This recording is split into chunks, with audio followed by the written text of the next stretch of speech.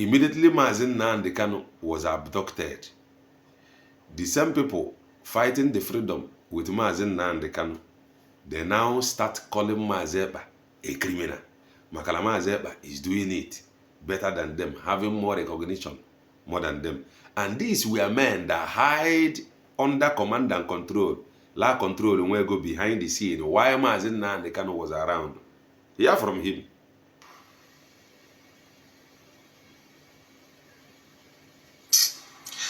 Now, the enemy went and brought their own breed.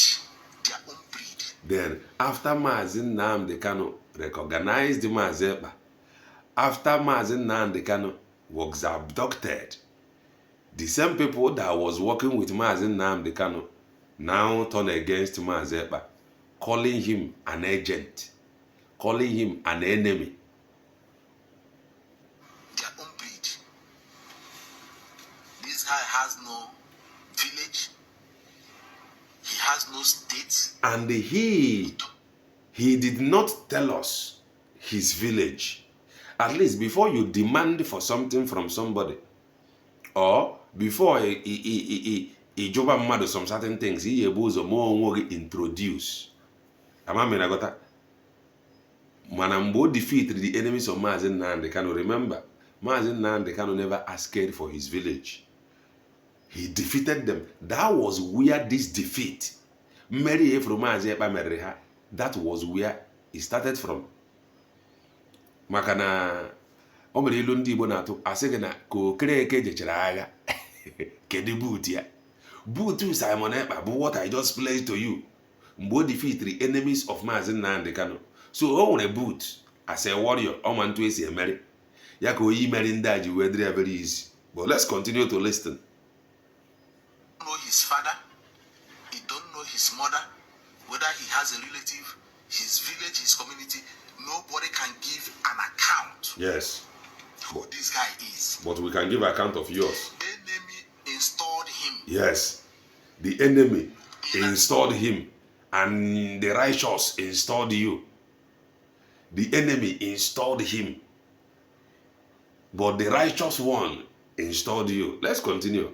An attempt to form a counter-parallel IPOB struggle. Yes. Do you know what this guy have done? No, tell us. He came because somehow he learned Igbo. Yeah. Unu nwa bụ ndị amụrụ mụọ Igbo. Ndị meyi eme echere echere. Ọ na-asụ nwa obere Igbo. Somehow ọ na-asụ nwa obere Igbo. Unu nwa na-asụ nnekwu Igbo. Nnekwu Igbo a ka unu ji la-atụrụba asị for years. Some of us are like they get it. Sometimes. No Igbo son and daughter have ever stand up. Joe, this guy, where are you from? Which village? That is the thing. Oga who defeat the enemies of Mazi Nnamdi Kanu Mgbe some of you Jaraju. This guy, where are you from?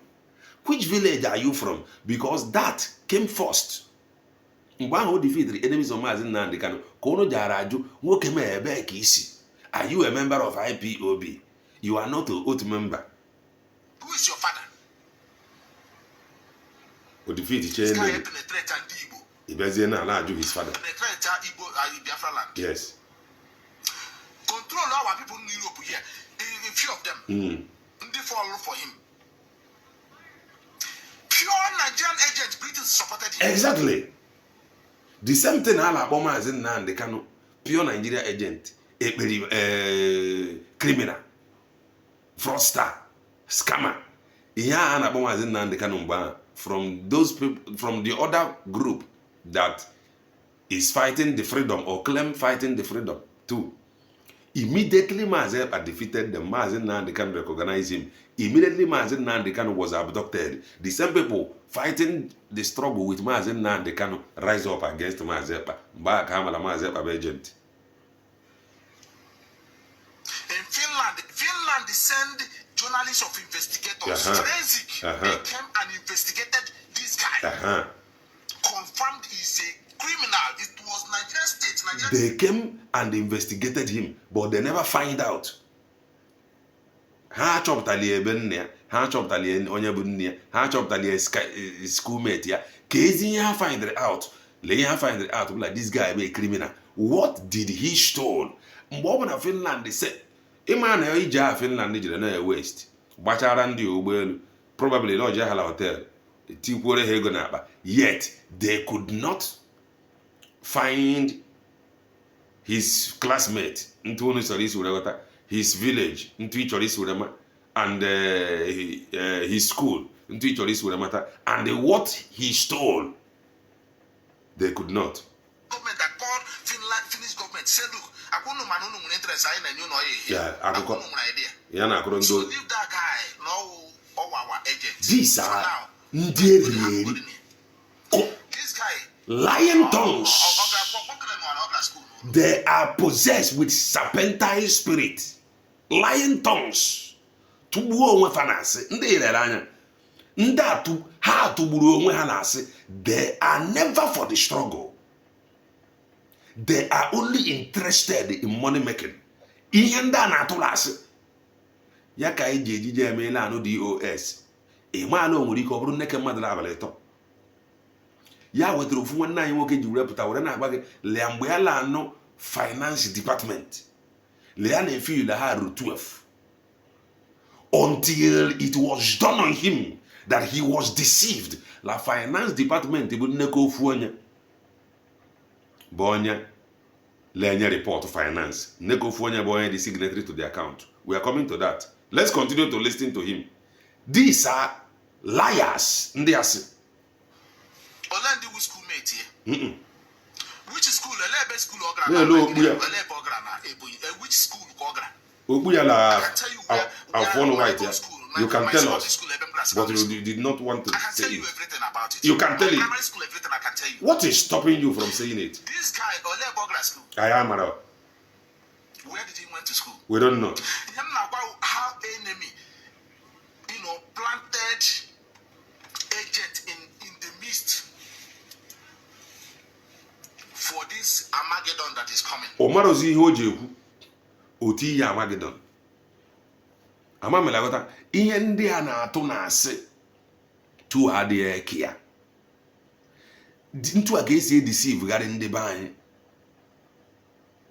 Ntu a ka esi deceive gari ndị be anyị. Mana thank God for God. Igbo ụtụtụ ọma eyi ọma mgbede ọma depending your time zone. Anyị ya dị ka echi maka na echi adịghị agwa agwụ ka anyị na-agba ọbụla isonyebe. What are you waiting for? Click the like button, subscribe, comment, share. If anyị na-ekwu na nke ikpeazụ a o yeruru gị. Remember, ihe anyị na-eme ka ebe a bụ common sense. That is not to say na anyị kara gị ife wee mara. Ihe anyị ji eme ka bụ common sense bụ na-enwe ife bọdụ mana ntụ osi wee dị gaa na-echefu.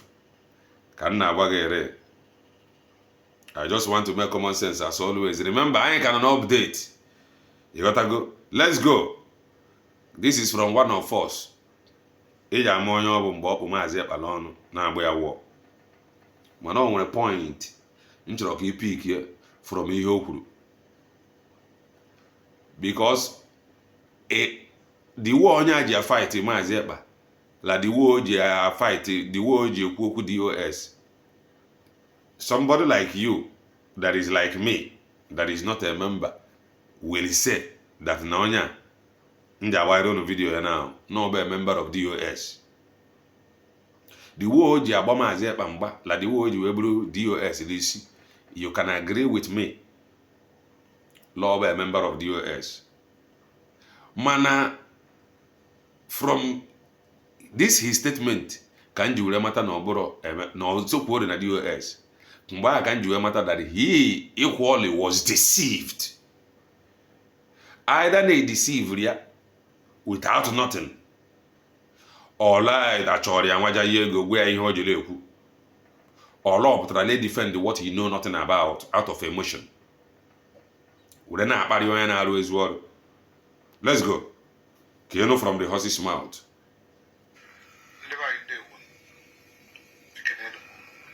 Happy Sunday.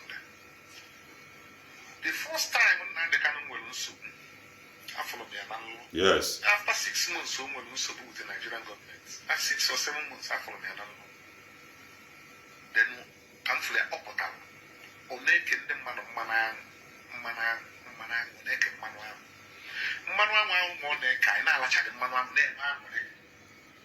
After ka o nwere nsogbu with Nigeria government, ọ fụrụ ka ọ pụtara eke ndị mmadụ mmanụ aṅụ, onye ọbụla ala aracha dị mmanụ aṅụ na-enwe aṅụrị, underline that word, o nwere nsogbu with Nigeria government. But this time, o nwere nsogbu na afụgo bịa na London. But achọrọ m ịgara into details of law. This time o nwere nsogbu na ya afụghị ya la nrọ mana ya achọzi ịga to details. Remember, formally, o nwere nsogbu with Nigeria government. Na ya afụrụ ka ọ pụtara na-eke ndị mmadụ mmanụ aṅụ, ha na-aracha dị mmanụ aṅụ. That was when he had problem with the federal government of Nigeria. Okay? Now, ya nwa afụla ya la nrọ again, ma ya achọ ịga details. What changed? Why na-eche ịga details of nrọ ịrọ? Ihe ịfụrụ na nrọ, ọbụla ọ bụ those that sent you then to attack and fight ekpa. Ịfụrụ na nrọ law ha nwa bụ ndị rere ya. Ka ya apịara gị Holy Ghost koboko wetara na ịchọ ozi ịga details. He had problem with Nigeria government.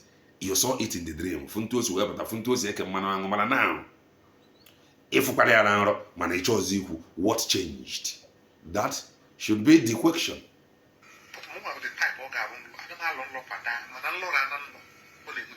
After nrọ a ka ị change. Nrọ a mere iji rure change nwanne m nwoke. Flesh and blood did not reveal it to you. Because before you run nrọ ihe na-akpọ isi Maazị Ekpa Njọkụ every day. Before you run nrọ ihe na-akpọ isi Maazị Ekpa. So after the nrọ you changed. And I am here telling you now that flesh and blood did not reveal that dream to you. Ihe reveal gị ya bụ mmụọ nke Chineke with ezigbote mgbajare, with ezigbote Sabbatarian koboko. Mana ihe a abụghị ebe m na-aga. O nwere a particular point ya bụ hit hala now. I will stop.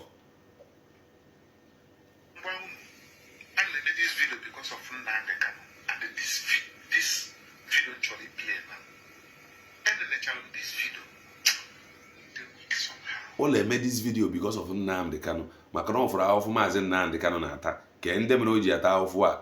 Those he surrounded himself with. Like ụdị mmadụ, that former guy. Lakpọ Maazị Ekpa, whom the enemy installed in IPOB. Ihe a bụ the kind of people he saw that sold Maazị Nnamdi Kanu.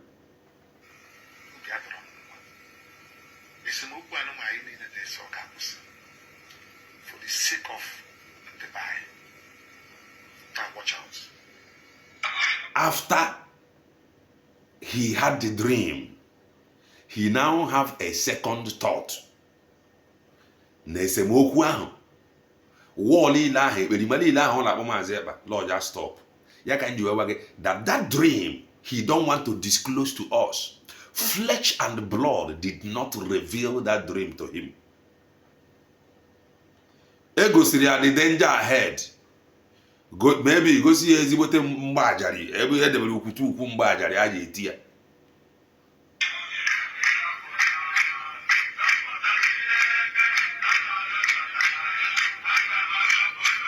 Just continue to watch. More will hit with that point that I am looking for. I will stop.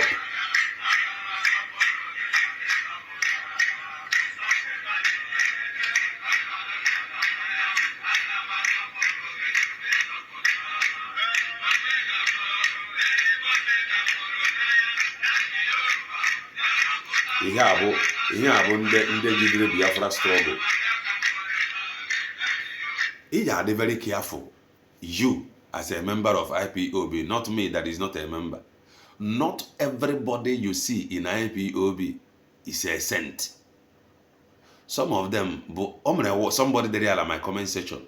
Some of them, ndị gbara ọsọ ọchụ. Enweghị ọsọ ọchụ. Some of them, ndị gbara ọsọ ọchụ n'obodo Bongo. Gbapụ gbalagasị abroad. Some of them, ndị gbara ọsọ ọchụ. n'obodo bongo gbapụ abroad. Some of them iruola ime ha iji afụsị ndị ochie ndị ori. Ijuzi onwe gị, why la some of them jiji a na-egosi iru ha? Why you don't know some of them? So you are very careful, you as a member, not even like me that is not a member. Some of them gbara ọsọ ọchụ gbapụ obodo oyibo nọtazie ozugbo Maazị Nnamdi Kanu na-ekwu okwu freedom. Ọ dịrịghị easy to embrace it because some of them bụ ndị ori. Ka m na-agbago. That is why you must be careful. Some of them bụ ndị ori gbasịrị egbe. That is why you are very careful. Some of them bụ ndị ori gbasịrị egbe. Ya wetara after 13 years of talking about freedom with Maazị Nnamdi Kanu, nothing to show, nothing. Some of them bụ ndị ori. Ya wetara ijiji ama their face till today. Ha ka ji enye gị freedom. He can believe really enye gị freedom. Wake up from your sleep. Ha ma mmeli.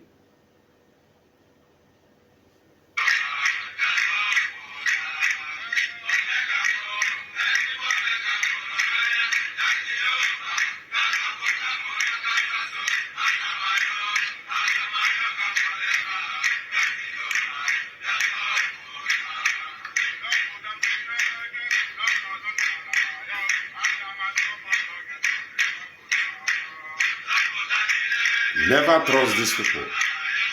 That was why somebody like me, mgbe okwu Biafra pụtara la IPOB, anyị nọ la fence na-ekiri fa because anyị ma la some of them adịghị genuine.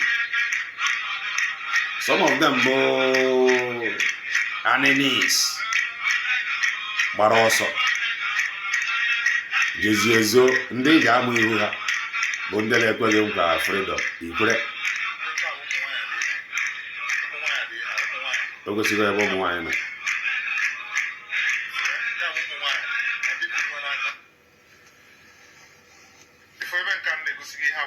Yes.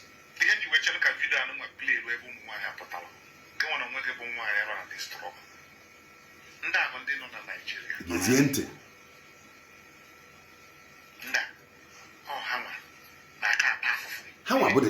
Ha nwa bụ the freedom fighter. Ihe nọ bụ ị nọrọ nwa na room gị. DOS say, Chike Doziem say, Chinasa Moru say, HOD say, Maazị Nnamdi Kanu say, ihe a bụ structure, ihe a bụ leadership Maazị Nnamdi Kanu debere. Tizile counter order.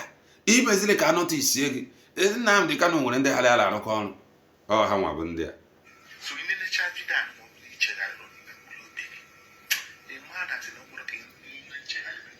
Uno relax yala buno abroad. Uno and they issue go to protest. Knowing fully well that Maazị Nnamdi Kanu stop all public protest. Uno ale nunde banye because all han wabunde de mweta waofo. Ebe uno na abroad. Uno wabunde de mweta waofo. Amani ihu uno nkege kade mmala amu ihu gi. Afro ihu gi. Do ndo ozo hydri song ya na enye nwa command. Nobody know their face. Let's go.